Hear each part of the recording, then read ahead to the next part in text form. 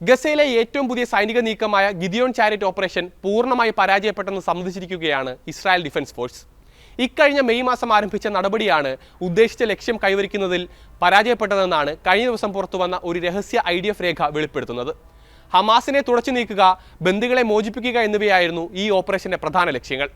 എന്നാൽ ഈ രണ്ട് ലക്ഷ്യങ്ങളും നേടുന്നതിൽ നിന്ന് ഓപ്പറേഷൻ സമ്പൂർണ്ണമായി പരാജയപ്പെട്ടതായി ഹീബ്രു മാധ്യമമായ ചാനൽ 12 ന്യൂസ് പുറത്തുവിട്ട റിപ്പോർട്ട് വ്യക്തമാക്കുന്നു.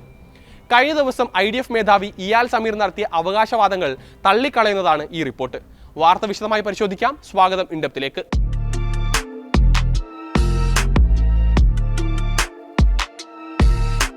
ഒക്ടോബർ 7-ന് ശേഷം ഇസ്രായേൽ ഗസയിൽ നടത്തിയ പ്രധാന സൈനിക നീക്കങ്ങളിൽ ഒന്നായിരുന്നു ഓപ്പറേഷൻ ഗിദിയോൺ ചാരിയറ്റ്. കഴിഞ്ഞ മെയ് പാതിയിൽ ആരംഭിച്ച ഓപ്പറേഷൻ ഓഗസ്റ്റ് വരെയും നീണ്ടുനിന്നെങ്കിലും ഇതുവരെയും സൈനിക നടപടി കൊണ്ട് ഉദ്ദേശിച്ച ലക്ഷ്യങ്ങളൊന്നും പൂർത്തീകരിക്കാനായില്ല എന്നാണ് സൈന്യം വിലയിരുത്തുന്നത്. IDF കരസേനയുടെ ഓപ്പറേഷണൽ ഇൻഫർമേഷൻ സെന്റർ തയ്യാറാക്കിയ രഹസ്യരേഖയിലാണ് ഇക്കാര്യം വ്യക്തമാക്കുന്നത്. Ground force operation information centre മേധാവി ബ്രിഗേഡിയർ ജനറൽ ഗൈ ഹസൂത്തിന്റെ നേതൃത്വത്തിലാണ് റിപ്പോർട്ട് തയ്യാറാക്കിയത്. സർവ്വവിധേനയും ഓപ്പറേഷൻ പരാജയമായിരുന്നുവെന്നും എല്ലാ പിഴവുകളും വരുത്തിയതായും റിപ്പോർട്ടിൽ വിലയിരുത്തുന്നുണ്ട്. ഹമാസിന്റെ ഭരണം അവസാനിപ്പിക്കാനോ 2023 ഒക്ടോബർ 7-ന് തട്ടിക്കൊണ്ടുപോകപ്പെട്ട 251 ബന്ദികളിൽ ഭൂരിഭാഗത്തെ മോചിപ്പിക്കാനോ ഓപ്പറേഷന് കഴിഞ്ഞില്ല. ഗസയിൽ മാനുഷിക സഹായ വിതരണത്തിൽ വന്ന ഗുരുതരമായ ആസൂത്രണ പിഴവുകൾ ഹമാസിന് ആഗോളതലത്തിൽ പബ്ലിസിറ്റിയും അംഗീകാരവും നേടിക്കൊടുക്കാൻ അവസരമൊരുക്കി. ഇസ്രായേൽ ഗസയിലെ ജനങ്ങളെ പട്ടിണിക്കിട്ട് കൊല്ലുകയാണെന്നും ഭക്ഷ്യവിതരണ കേന്ദ്രത്തിലേക്ക് അവരെ വിളിച്ചുകൊണ്ടുവന്ന് കൊലപ്പെടുത്തുകയാണെന്നുമെല്ലാം പ്രചാരണങ്ങളുണ്ടായി. ഇതെല്ലാം ആഗോളതലത്തിൽ ഇസ്രായേൽ വിരുദ്ധ വികാരം ശക്തിപ്പെടുത്താൻ കാരണമായെന്നും രഹസ്യരേഖയിൽ ചൂണ്ടിക്കാട്ടുന്നുണ്ട്. മാനുഷിക സഹായ വിതരണത്തിലൂടെ ശത്രുവിന് സഹായങ്ങൾ നൽകി സൈനിക തത്വങ്ങളെയെല്ലാം കാറ്റിൽ പറത്തിയിരിക്കുകയാണ് സൈന്യം. വിഭവങ്ങളുടെ വിതരണത്തിൽ പാകപ്പിഴവുകളുണ്ടായി. സമ്മർദ്ദതന്ത്രം പാറ്റുന്നതിൽ പരാജയപ്പെട്ടു. അന്താരാഷ്ട്ര തലത്തിലുള്ള പിന്തുണ നഷ്ടപ്പെട്ടതോടൊപ്പം സ്വന്തം സൈന്യത്തെ ക്ഷീണിപ്പിക്കുകയും ചെയ്തെന്നുമെല്ലാം IDF രേഖയിൽ വിമർശനങ്ങളുണ്ട്. എന്നാൽ മറുവശത്ത് ഹമാസിന് അതിജീവിക്കാനും വിജയം നേടാനുമുള്ള എല്ലാ അനുകൂല സാഹചര്യങ്ങളുമാണ് ലഭിച്ചത്. ഭക്ഷ്യസാധനങ്ങൾ ഉൾപ്പെടെ വിഭവങ്ങൾ അവർക്ക് ലഭിച്ചു. തങ്ങളുടെ കേന്ദ്രങ്ങൾ കൂടുതൽ സുരക്ഷിതമാക്കാനായി.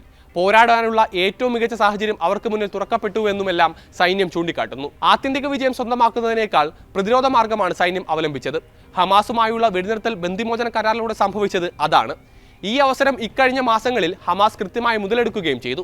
ഭക്ഷ്യസഹായങ്ങൾ വിതരണം ചെയ്യുന്നതിലും ആസൂത്രണം ചെയ്യുന്നതിലും വീഴ്ചയുണ്ടായി. ഗസയിലെ മനുഷ്യരെ മുഴുവൻ പട്ടിണിക്കിട്ട് കൊല്ലുകയാണ് ഇസ്രായേൽ ചെയ്യുന്നതെന്ന പ്രചാരണം ആഗോളതലത്തിൽ ശക്തമാക്കാൻ അത് ഹമാസിനെ സഹായിച്ചെന്നും റിപ്പോർട്ടിൽ പറയുന്നുണ്ട്. നിരന്തരമായി ഒരേ കേന്ദ്രത്തിൽ തന്നെയായിരുന്നു സൈനിക നടപടികൾ നടന്നത്, അതും ഒച്ചിഴയുന്ന വേഗത്തിൽ.